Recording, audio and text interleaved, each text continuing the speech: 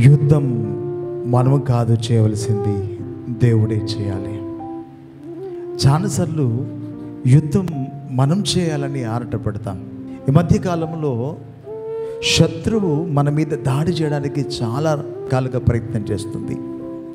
శత్రువు ఎలా దాడి చేస్తుంది అంటే, మొట్టమొదటగా మానసిక ఒత్తిడి. ఒక మనిషిని కృంగదీయడానికి ఎన్ని రకాలుగా ప్రయత్నం చేయాలో అన్ని రకాలుగా ప్రయత్నం చేస్తుంది.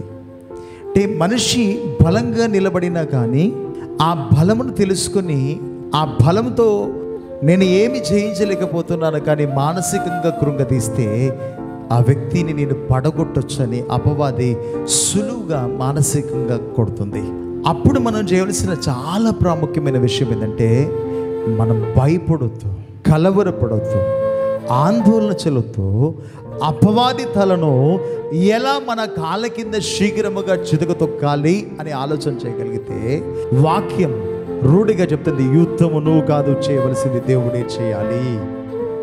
పరిశుద్ధ గ్రంథంలో నుండి 2వ దినవృత్తాంతాల గ్రంథము 20వ అధ్యాయము 15వ వచనం చూస్తే, యెహోవా సెలవిచ్చినది ఏదనగా, ఈ గొప్ప సైన్యముకు మీరు భయపడకుడి, జడియకుడి, యుద్ధము మీరు కాదు దేవుడే జరిగించుచున్నాడు అని చెప్పబడుతుంది.